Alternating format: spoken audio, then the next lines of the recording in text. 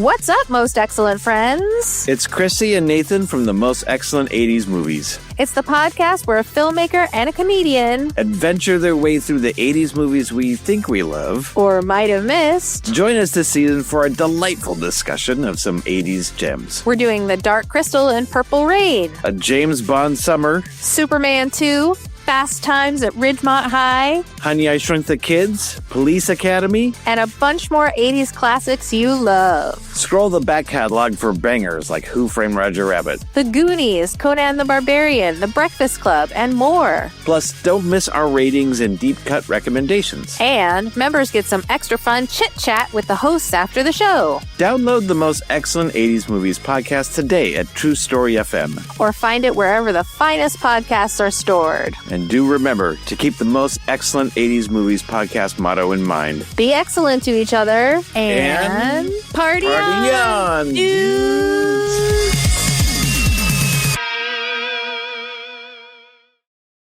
Hey everybody, this is Ryan from the New World Pictures podcast, where we're on a mission to watch every movie ever made by New World Pictures. With me as always is Mark. Every movie? Every movie! Every movie? From the Roger Corman cult classics like Battle Beyond the Stars, and the super weird stuff you never even heard of like Eat and Run. Makes your tongue want to say, hey, it's nice in here.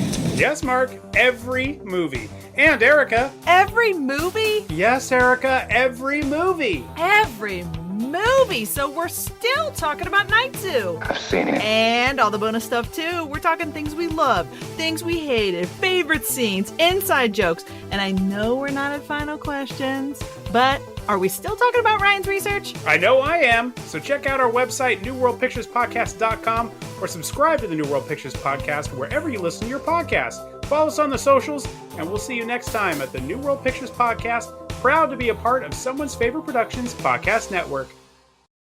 Thanks for tuning in to another episode of the Most Excellent 80s Movies podcast. Want to skip those ads and get early access? Become a member at truestory.fm/join and discover all the other great perks that come with it.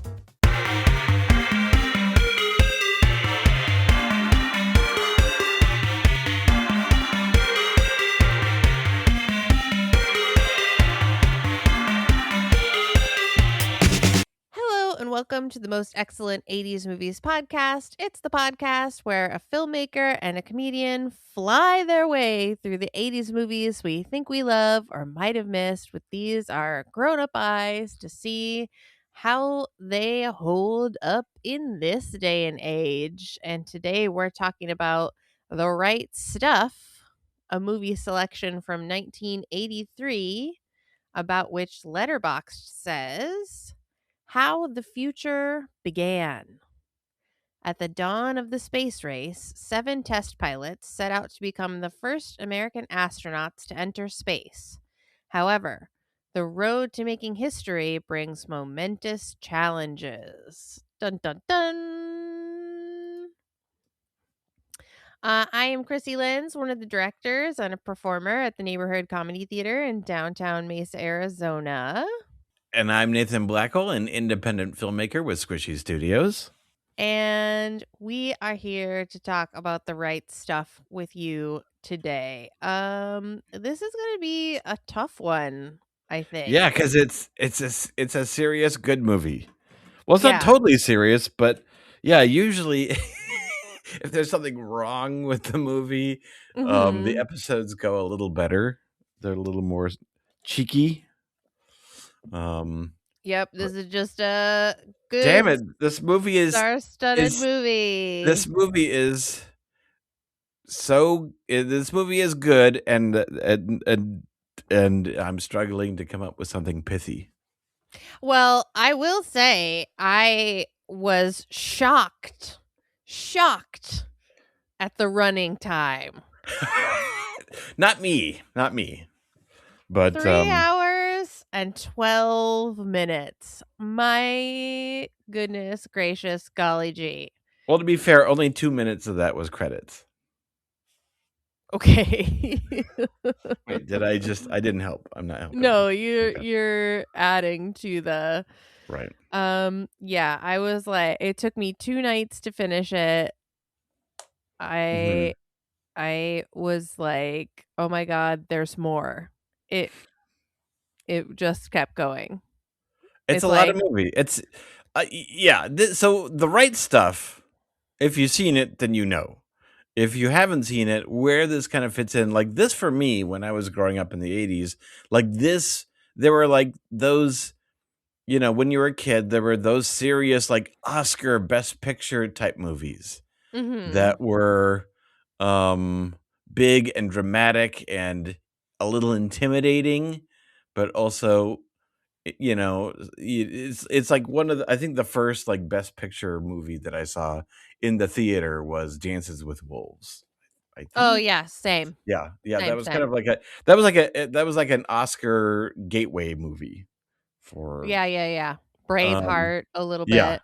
Yes, 100%. Both of which hold up a little less as well as they did before. Yeah, Um that's uh, true. but I would put the right stuff in that category, and I think, and also I was surprised that it didn't win Best Picture. I was always under the assumption that it had. Mm-hmm. But it is also a lot funnier than I thought it was, than I remember it being. Yeah. It, Yeah, it's the cast is extraordinary. yes. So you've got Ed Harris, Scott Glenn, Fred Ward, Dennis Quaid, Jeff Goldblum, Sam Shepard, Barbara Hershey, and Yep. then and at least 10 more people that you would recognize and go, "Oh, they're great in everything." Yeah. Oh, it's that guy. Oh, it's that lady. Oh, it's this lady. Oh, it's Yes. that guy. Yep. Everyone is a somebody and everyone is knocking it out of the park, which like I will say my I didn't see this movie when I was a kid. I'm pretty sure I had to watch it in school. Yeah.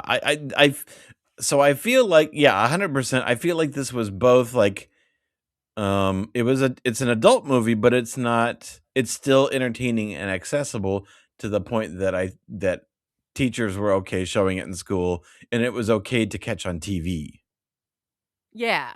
which a lot Yeah. of, with some of these movies, I think the movie that won in 1983 the best picture was Terms of Endearment, and The Right Stuff was more accessible to this. Honestly, like The Right Stuff, um it in some ways is more of a mini series squished into a movie. Yeah, like it should have been a limited series. It was Yes. Gandhi that won Best Picture in Gotcha. 1983. Yeah. Gandhi. And So and hard to and argue with Gandhi. right. And I would say that The Right Stuff is poetic, it's meditative, but it's Mm-hmm. also like it full on goes for the entertainment. Yeah. There's like practically slapstick moments and comical moments, Mm-hmm. peppered throughout. Like anytime Jeff Goldblum and Harry Shearer are on screen, they're basically clowning it up. Yeah. They play like researchers kind of. Right. They're like the field guys who are going out to like bring in the test pilots, and there's a scene where they're like, "Well, here's who we think we should consider for the space program." And it's all Mhm. circus people. I really like his upper body strength and his ability to deal with fire. Yeah. Again, ability to deal with fire. Yeah, Uh-huh. someone's diving through a little hoop into a tiny pool of fire. Um yes. So, but we start with uh Chuck Yeager, more or less. Well, we start with there's a demon that lives in the air, and it's the sound barrier, and it will kill you and no one can cross it. Test pilots crash. Uh Sam Shepard rides a horse. He's Chuck Yeager, and they're like, "Do you want to break the sound barrier?" And he's like, "Yeah, let's do it. Let's go tomorrow." Someone just died trying to do this, Mhm. and on the day of the funeral, one test pilot is like, I'll do it for $150,000. And they're like, okay, noted. Take that down, right? Make a note of that. Chuck Yeager, will you do it? And he's just like, well, you already pay me, so yeah, let's do it. Yeah, he's very much kind of the cowboy poet, you know? A very kind of like, you get to see what the kind of like the spirit and the attitude of these early test pilots were. Yeah. And he's just like, what the hell? Let's do it. And I feel like there's a reason why they kind of bookend it with Chuck Yeager, who is not an astronaut. You know, this movie really is not about the early days of the astronaut program. It's really more like the title, it's the right stuff. It's what these pilots were made out of. And so it's really more about the pilots, and the main element of it is the early days of the test program. But it's really about the kind of people who sign up for this. And so that's why we keep going back to Yeager and his need to push the boundaries, to see what is possible. You know, you could make the same movie about people climbing Everest, you know? Yeah, but they're dum-dums. Yes. Sorry. No, I'm just kidding. Yeah. No, you're right. It is like, well, what are these guys like? And here's what he's like. He's gonna do foreplay with his wife by riding a horse, by doing a horse chase and getting clotheslined by a tree and breaking a bunch of his ribs right before he's supposed to go on this very, very dangerous test flight. Yeah, and he doesn't tell anyone, and he has to use a little piece of wood to close the door.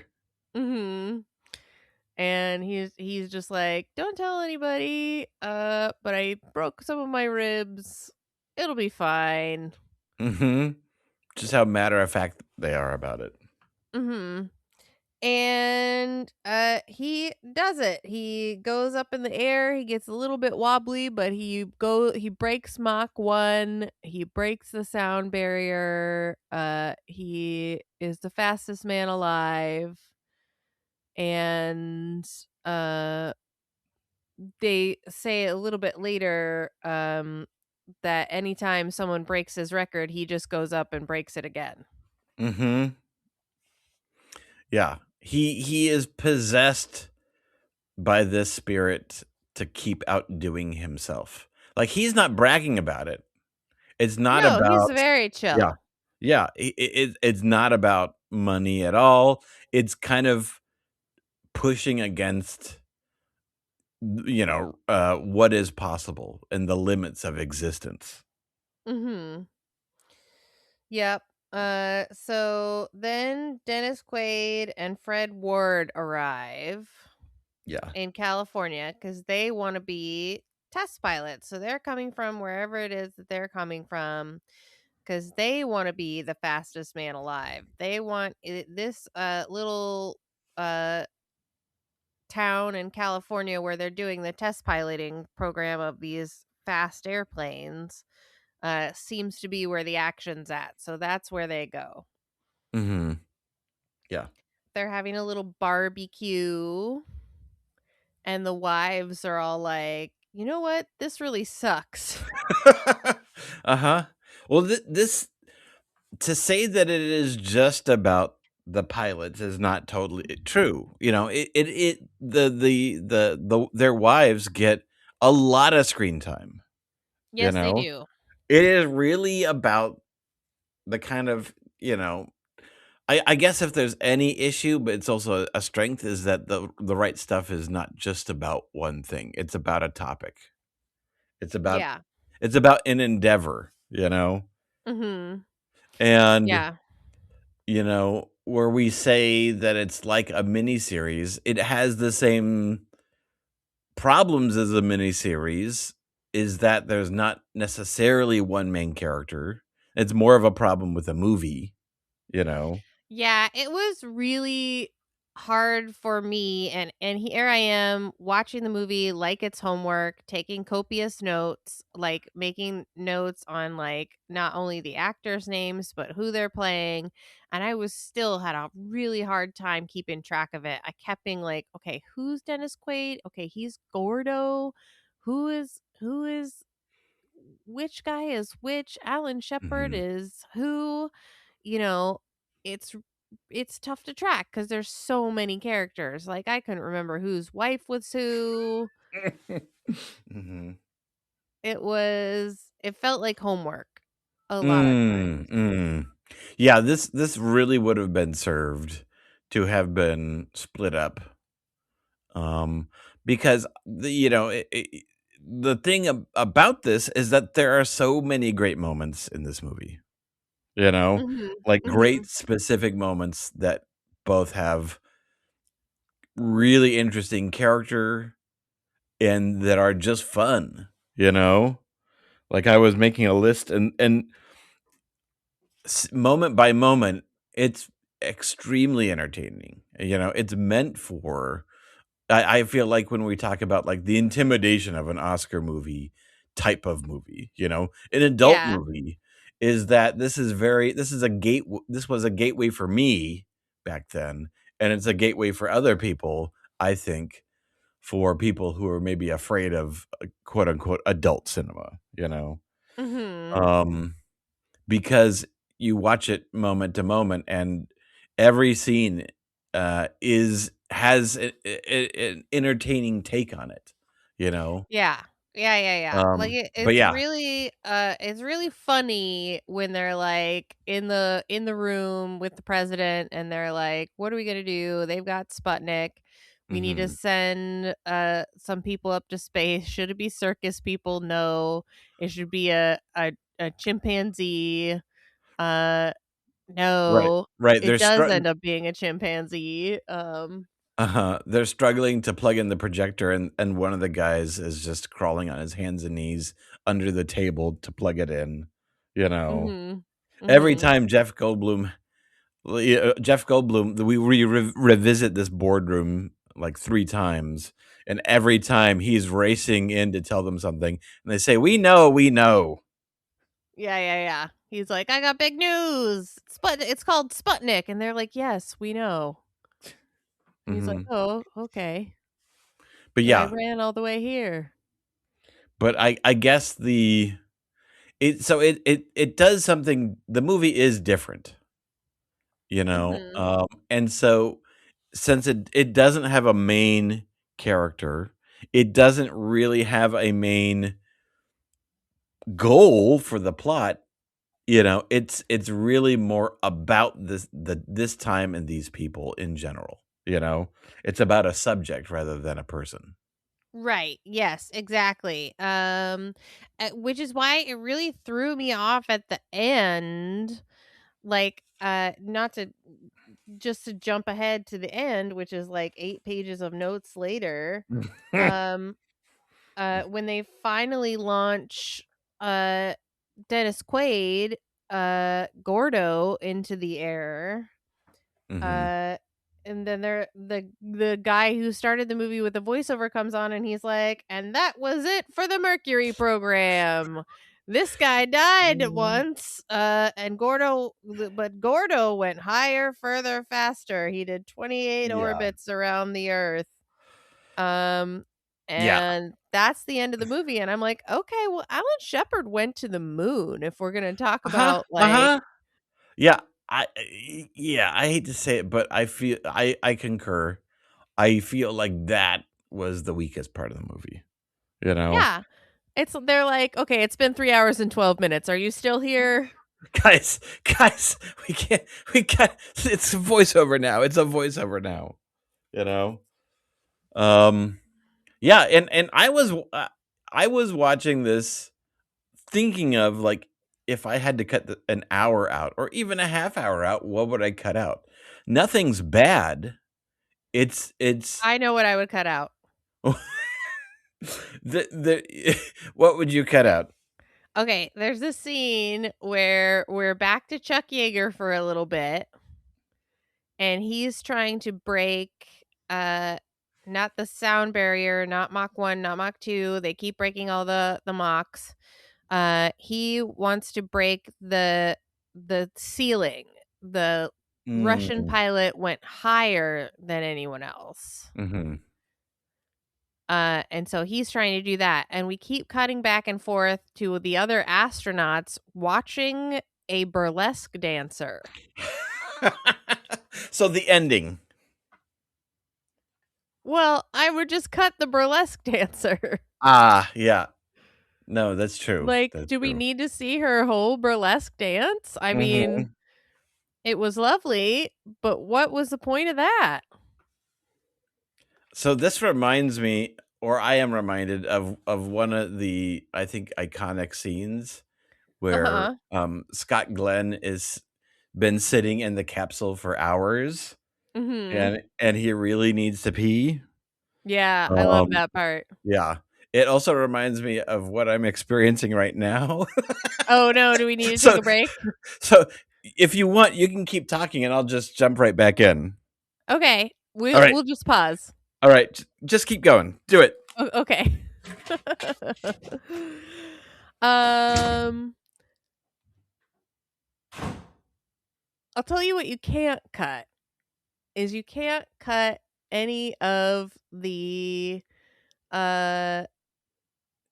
testing phase when they're all at the base, which is in Florida, I'm pretty sure, and they're doing the testing. There's all these things where like you got to put your feet in a bucket and then smoke comes blazing out at you and Gordo sleeps through it. You got to blow, or you're either sucking or blowing into a little tube to balance a ball, and like who can go the longest, and it comes down to like Ed Harris and some other guy. There's a nurse who has a little bit of a Frida Kahlo mustache, and she's like, "We need your sperm." All that's gold. I agree. Okay. I was just saying all the testing where they're testing them is perfection. Yeah, and I think that's kind of when it starts to become a little more of, it's a little more comedic. Like it's kind of raising it up in terms of just because I would say that the beginning is kind of meditative and it feels like there's not much music, and we're really getting into the mindset of, Sam Shepard, the Chuck Yeager character. Right. Before we kind of zip into the fun, and Right. and I feel like the testing phase and all it's like we've seen newsreels of this. It's like they're testing them for every possible encounter they may have up in space. It's like the dumbest looking like machines that are just shaking them upside down, or like pointing, like poking them in the back and dumb things like that, Yeah. And when and this is the first time it really kind of overtly becomes a bit silly. Yeah, and I loved it. I loved all that part. It reminded me of Spies Like Us, but I like this better. You really got to know everybody, and like you got to know that like Dennis Quaid is a little bit of a rapscallion. And Ed Harris is a through and through good boy. Oh, boy, I miss 80s Dennis Quaid. He was so charming and like rakish with his like devilish grin. Like he's so wonderful. But then you got Ed Harris too, who's also so wonderful and just so charming and appealing and like so straight-laced and good. Like, yeah, he's what you want in a damn astronaut. Yes, absolutely. Yeah, he's the proto astronaut. and all the other guys are the pirates and Han Solos of the That's air. right. That's right. Yes. And there's a really great scene where they're about to send Ed Harris up to orbit the Earth. So they've sent 2 guys up and back to just go up and back. The first guy was Alan Shepard. The second guy was Gil Grisham. Gil sort of fucks up and sinks his capsule.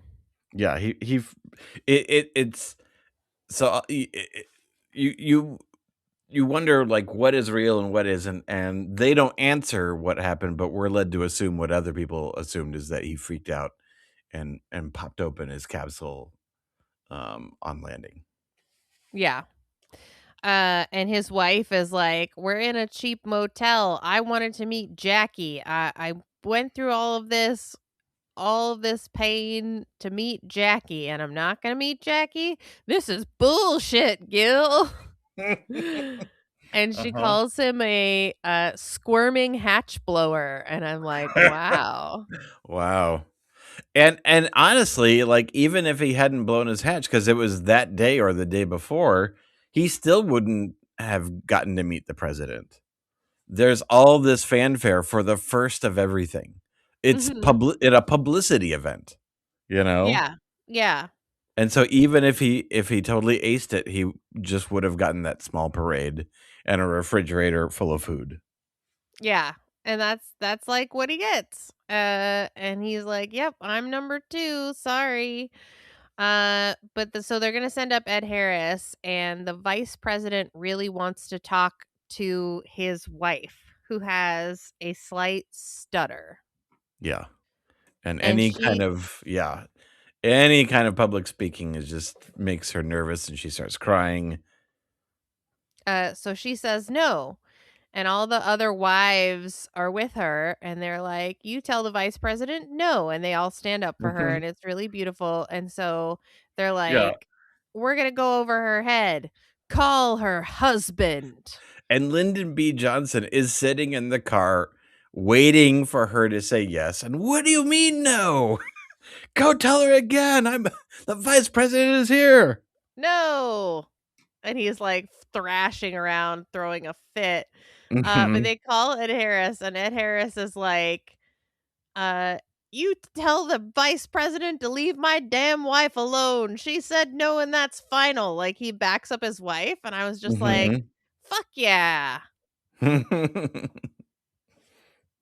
You expect him to be like, "Come on, honey, it's the vice president. Like, this is what we signed up for." But he's like, "No, stay out of my house.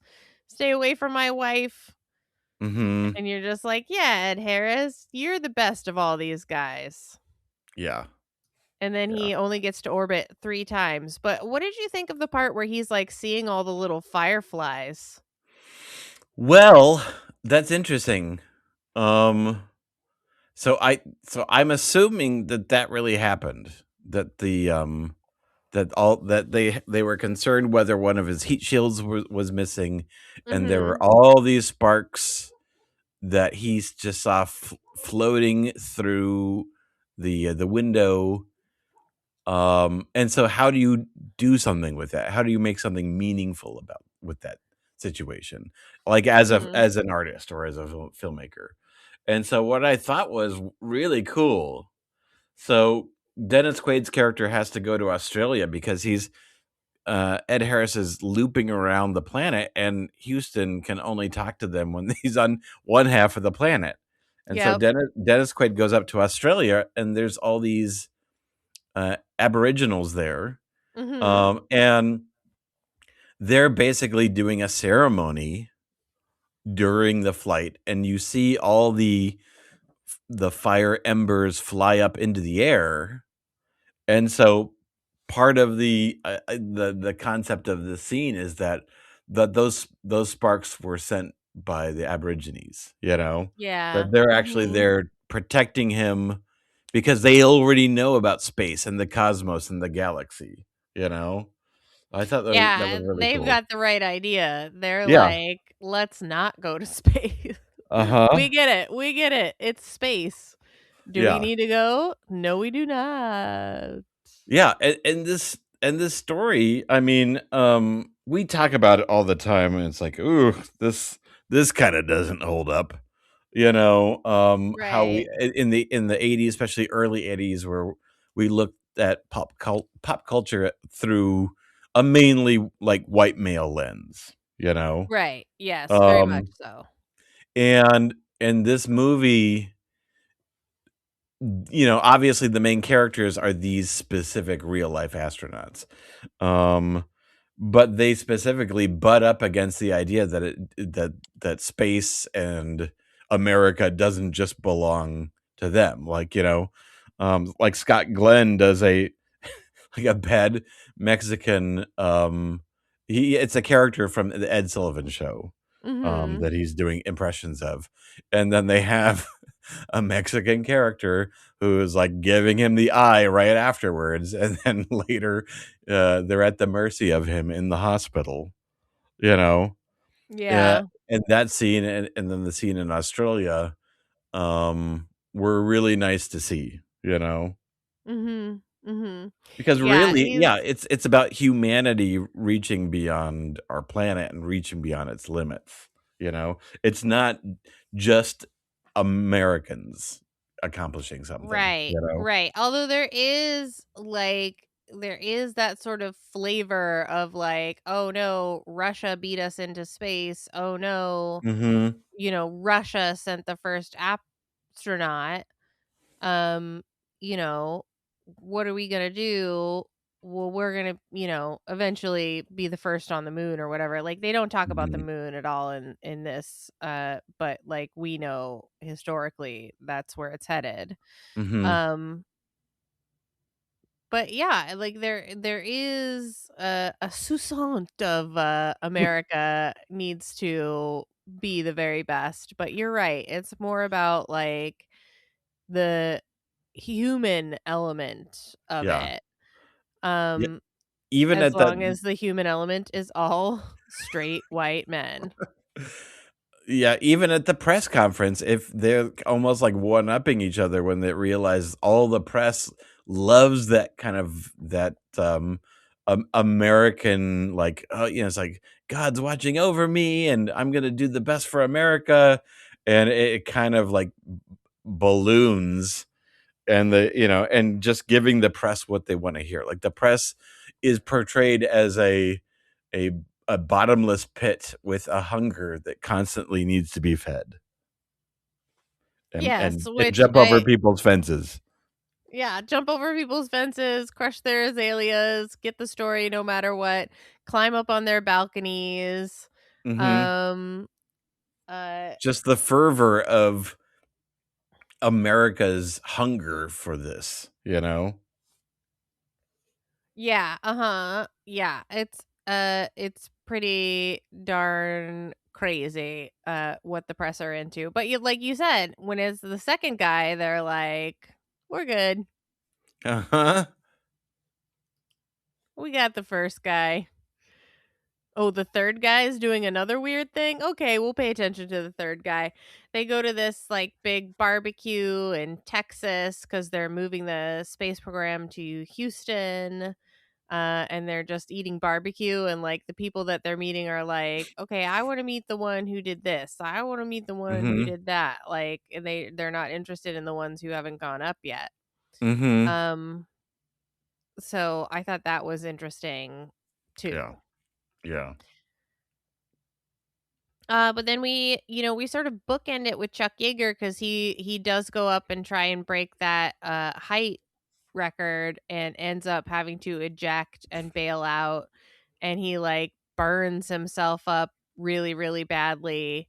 But he like gathers up his shit and walks to the ambulance. Like, that's the Mhm. kind of like, cowboy he is. He's not going to just lay in the Yeah. dirt and wait for the ambulance to come get him from miles and miles and miles away. He's going to be like, okay, I will walk to meet you, ambulance, even though half my face has been burned off. Mhm.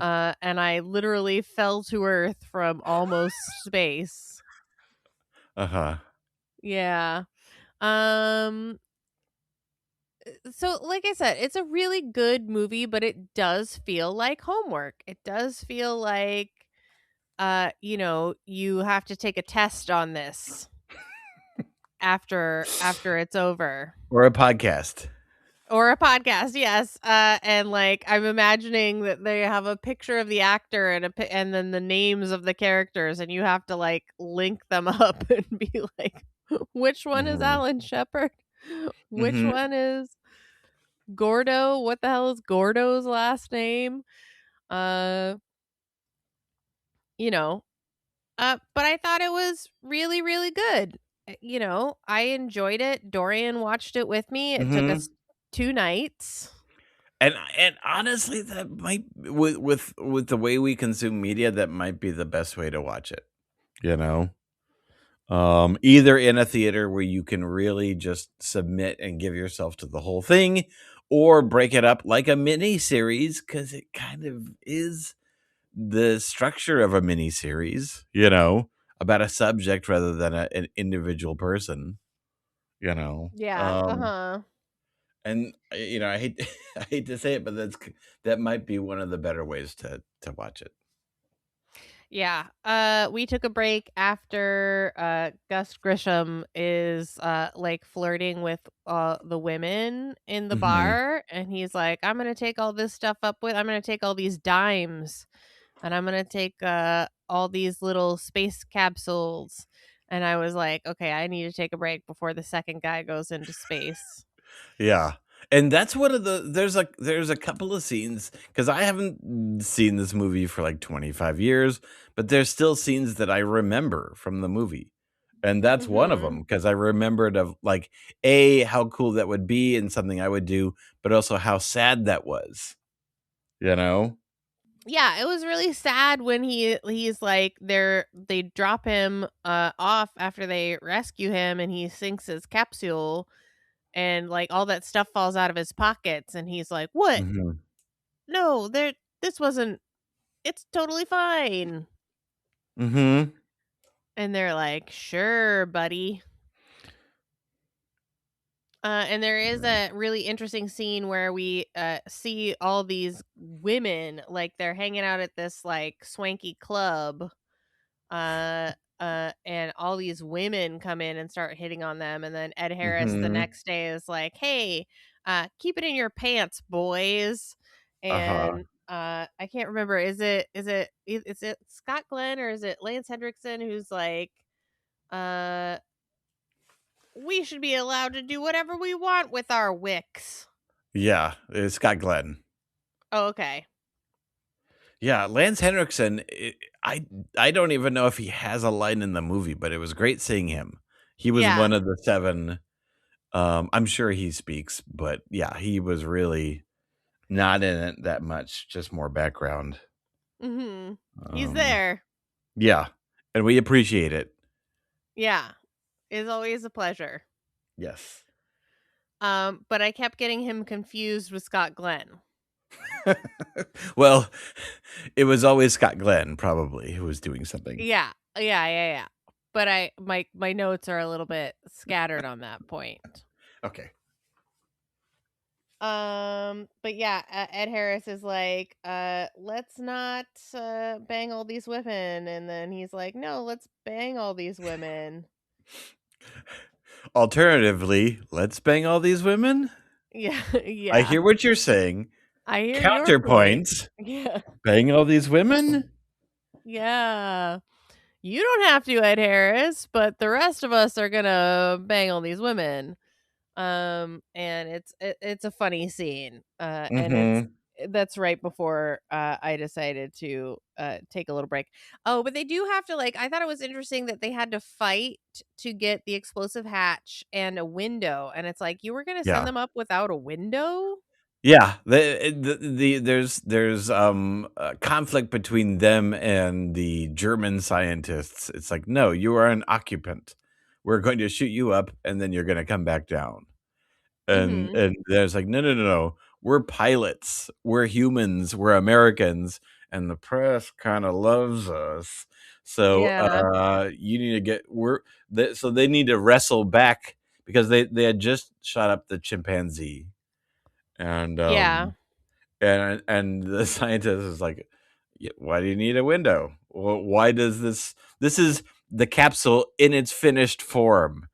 And they're like, no, dude, this is not a capsule. This is a spacecraft. We need a window because we are pilots. If we Hmm. if we need to escape, we need exploding bolts so we can get the door open.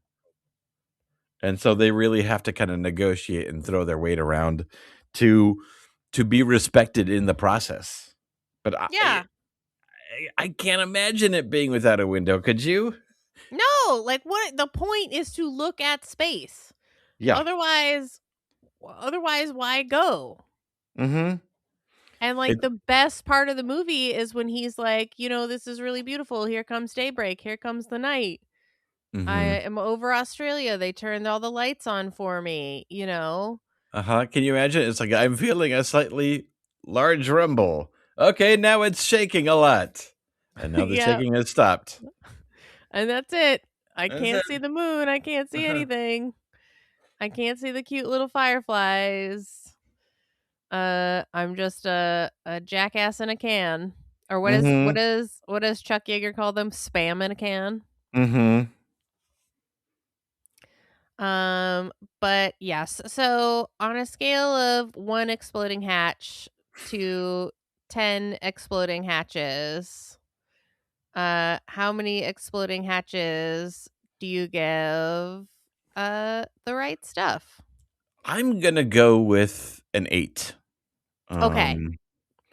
Uh it's there's some issues. I feel like it has creative choices that make it distinct and different, and some people won't like that. Some people will like that. It's a very entertaining movie, and especially Yeah. if you're into space. But it can be tough for some audiences, not only the length of the movie, but also the fact that there isn't kind of a central character or a Mhm. central accomplishment, you know? Mhm. And it ends very abruptly. Yes, I would say the ending was the only part I really bumped on. Yeah. And they make it seem like Gordo is the main guy. He went higher, further, faster. And I'm like, just Mhm. because he was last. Yeah, yeah. I mean, I like the Chuck Yeager bookend, but it needed Yeah, more me with too. our astronauts, you know? Yeah. It needed I would have liked I mean, and I'm sure this was such an expensive movie, and it didn't make its Uh-huh. money back, I don't think, or it just broke even. Um, I would have really liked to have seen, like, a time jump and Sam Shepard get on the moon or about to land on the moon, you know? That would have been great. Yeah. Yeah. Alan Shepard. Right, right. Sam Sh Sam Shepard never Sam went to the Shepard moon. Sam Shepard, the actor, plays Chuck Yeager. Scott Glenn plays Alan Shepard. Yeah. Yes. See what I mean? I It's I would confusing. I would have liked if Sam Shepard as Chuck Yeager flew his plane to the moon. To the moon. He's like, "All right, well, we're Yes. just going to the moon then." Higher, further, faster, baby. Uh-huh. Yeah. Chuck Yeager on the moon. And Chuck Yeager lived to be 97. Like, give us a Jeez. little, like, B-roll of, like, what became of Uh-huh. all these guys. Like, they tell you that Gil Grisham died in another space explosion. Mhm. But they don't really update you on what anyone else did. And it's Yeah. like, yeah, one of them went to the moon, motherfucker.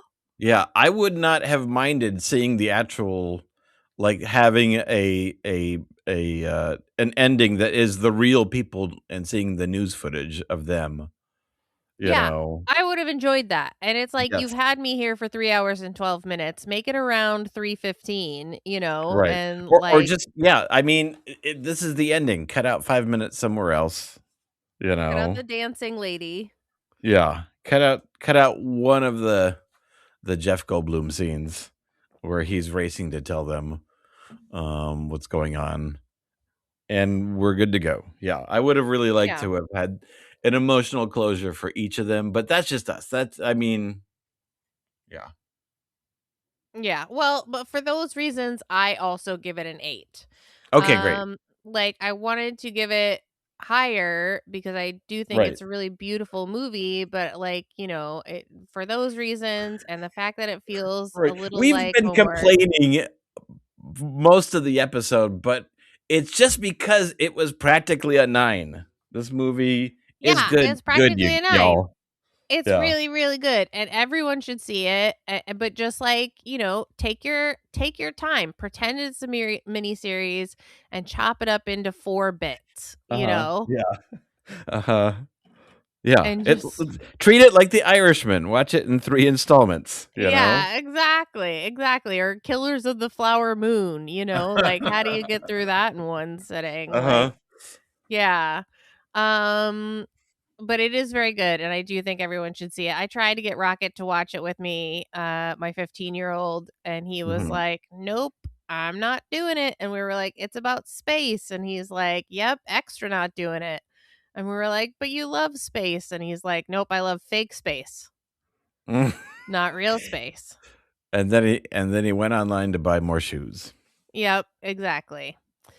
Okay, so what about a deep cut recommendation? Well, so mine is not super deep cut, but if Okay, good. Mine's not either. you do yours first, because I've got potentially 2, and I'm Okay. hoping that I don't. So mine, I think I wrote down right at the beginning when they're going through all the stuff of like Chuck Yeager, and it's impossible to break Mach 1. No one can break Mach 1. We'll never break Mach 1, and then they do, and they're just like, let's break all the Machs.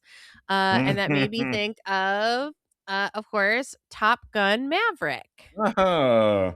Because the very opening of the movie, he's trying to break Mach 10, and they're saying it can't be done. And he's in this experimental plane, and he has to take the plane up illegally and without permission from Ed Harris of all people. Mhm. And so it made me think of that immediately. Okay, awesome. But So it's not very deep, mine's not super deep either, but if you're resonating with the idea of like the space frontier, Mhm. I mean, the obvious choice would be From the Earth to the Moon, which is a mini series, and Right. would 100% just go right in, take a weekend off, great, or just watch these every night. Watch the right stuff over 2 nights, and watch From the Earth to the Moon. Perfect, perfect. But I'm gonna recommend the TV show For All Mankind. Oh, yes. Okay, Yeah. that's a good recommendation. So Dorian has been watching that. Yeah. yeah, not all the episodes are home runs, but it's a lot of fun. It's alternate. If you don't know what it is, it's on Apple. It's alternate history, as if the Russians were first on the moon, and all the chain reactions of everything, how that would have rippled out to where the space race never ended. That it was always a one-upsmanship. Um, and then every season, I think they're on the 5th season now, Mhm. um, is like a jump in a decade. And so people start getting in. It starts in the 60s, and then right now we're in the year 2000, I think. Um, and yeah, it's a lot of fun, and it's definitely um, it starts off more realistic in the beginning, but as things diverge, it gets a little more sci-fi to where Mhm. there's, like a moon base, and then there's talk, and then the struggle to get on Mars. But it's cool if you're into that kind of alternate history stuff, where you really want to see like an astronaut with an M16. Yeah. Okay, perfect. Wonderful. So if you're here with us at the end of the podcast, it's because you want more Nathan and Krissy. Become a member at True Story FM, where you get every episode a week early and ad free. And you get some extra special bonus talk with us and usually a guest. But today we don't have a guest. So me and Nathan are going to chit chat a little bit, and you can get our conversation by becoming a member. Uh Nathan, where can people find your wonderful filmmaking? Yeah, so squishystudios.com is the best way to go. And if you want to check out my feature film, the last movie ever made, Tubi is probably the easiest way. So. Thank God for Tubi. We love Tubi. Yeah, we're on Amazon, we're on Apple, but a lot, you have to actually rent it or buy it. And so a lot of people, it's just easier on Tubi that people can roll the dice and see if they like it or not, and just have to sit through some ads. And then buy it. Yes. Watch it free and then buy it. Yeah. You can find me on Gank That Drank, a supernatural drinking game, which is also a product of True Story FM and released wherever the finest podcasts are stored. It's the podcast where we make up drinking game rules and play along with our favorite episodes of our favorite show, Supernatural. And if you're in the Valley of the Sun, if you're in the greater Phoenix area, come see me at the Neighborhood Comedy Theater in downtown Mesa, Arizona. If you want to see me IRL, come down to the Neighborhood Comedy Theater any Friday, Saturday night, or soon to be Thursday, Friday, and Saturday night. And if you tell me you're a most excellent 80s listener, I will buy you a drink in the Sacred Pint. Ooh, yeah. So thank you so much for listening. And hey, if you don't want to spend any money and you still want to support the pod, there's lots of ways you can do that. Tell a friend, tell a neighbor, tell your local test pilot who has broken ribs, who's gonna break Mach 1 anyway. And like, rate, review, subscribe, thumbs up.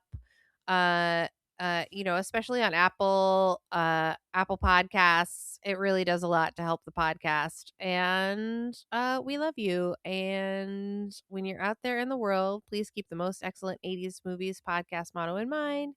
Be excellent to each other and party on, dudes.